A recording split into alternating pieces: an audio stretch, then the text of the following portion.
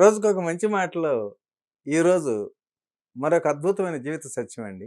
జీవితంలో మనకు ఎదురయ్యేటువంటి కష్టాలు, దుఃఖాలు, బాధల్ని ఎలా ఎదుర్కోవాలో ఈరోజు తెలుసుకుందాం. ఎప్పుడూ కల్లోల పరిస్థితుల్లో నుంచి కమనీయత జనిస్తూనే ఉంటుంది.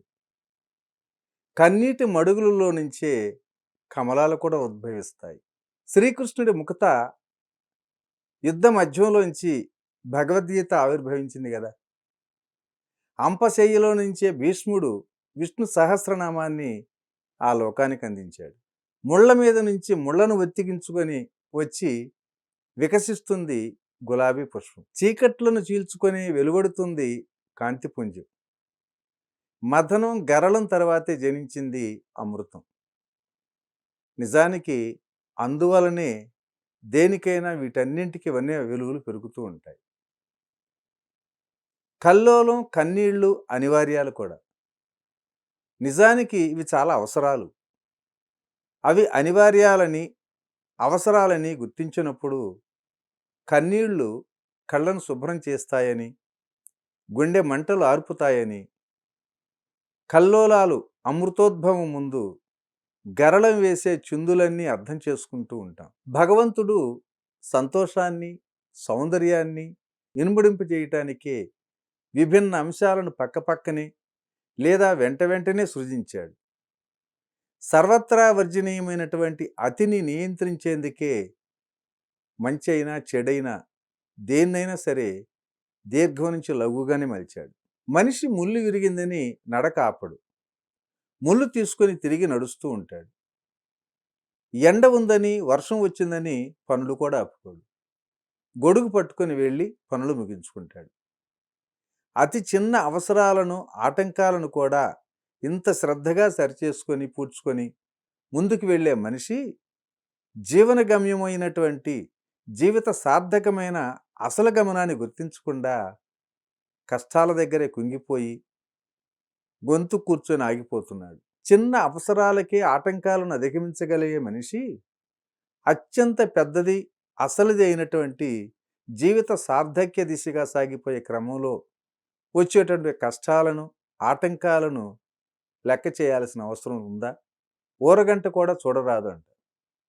అక్కడే ఆగిపోయి అత్యంత విలువైనటువంటి కాలాన్ని వృధా చేయరాదు.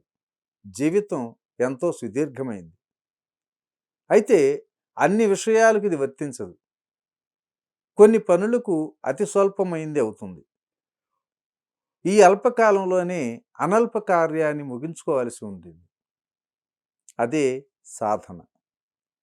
పరమపద సోపాన అధిరోహణ, గమ్యం ఎంతో దూరం, దుర్గమం, దుర్లభం, దురూహ్యం కూడా. అయినా సరే పయనించాల్సే ఉంది, చేరుకోవాల్సే ఉంది. ఎందుకంటే అది మనకు అనివార్యం కనుక. ఇది అత్యంత అవసరం కూడా. ఇలాంటి పయనంలో మనం ముళ్ళు రాళ్ళనే కాదు, కాల నాగుల్ని, కారు చికట్లను కూడా అధిగమించాల్సి ఉంటుంది. ఈ లోకంలో ఏ వస్తువు కూడా మనకు ఊరికే రాదు. పొందగోరే అంశాన్ని బట్టి శ్రమో, ప్రేమో, ధనమో మరేదో పెట్టుబడిగా పెట్టక తప్పదు. దీపం పురుగులు దీపాన్ని ఆశించి రెక్కలు కాల్చుకుంటూ ఉంటాయి. చాలాసార్లు ప్రాణాలే పోగొట్టుకుంటాయి. నిజానికి తాను ఆశిస్తున్నది తనకు ఉపయుక్తమైనదేనా, లభించి తీరేదేనా అనే జ్ఞానం, భరోసా వాటికి ఉండవు. అయినా ప్రయత్నం ఆపు. మరి మనకు భగవంతుడైన జ్ఞానదీపం, అమృత కలశం, వాడని పుష్పం, సర్వకాలాల్లో సకల లోకాలను కాచే సర్వశ్రేష్ఠుడు ఉన్నాడు, మనకు అందించి తీరుతాడు. పరిణామం, ప్రమాణం ఆయనతో ఐక్యతే అని తెలుసుకొని మనం ఎందుకు ప్రయత్నించం? ప్రయాణానికి సన్నద్ధం కాం. ఈ ప్రయాణం కష్టమే, కఠినమే, అయినా మధురమైనవి కూడా, పరిమళ భరితమైనవి కూడా, ప్రమాదరహితమైనవి. భరోసా ఉంది. అన్నింటికంటే ముఖ్యంగా అనివార్యమైనది మనం ప్రయత్నం మొదలు పెడుతుంటాం. ప్రయాణం ప్రారంభిద్దాం. యుద్ధం సాగని, మదనం జరగని, అంపశయ్య సిద్ధమై ఉండని, గరళం గొంతు దిగని, బురద పీకల లోతు దింపని, కంటకాలు హింసించని, మనసు మాధవుడితో నిండిపోయినప్పుడు మాత్రమే మన గమ్యం ఆ గోవిందుడైనప్పుడు మనం ప్రహ్లాదమైపోతాం. నీరు ముంచదు, అగ్ని కాల్చదు, విషం సంపద కూడా. మరి ఈ సత్యాలను తెలుసుకొని మన గమ్యం వైపు ప్రయాణిద్దాం మిత్రులారా. ఈరోజు ఈ మంచి మాట ఇంతటితో ముగించుకుందాం.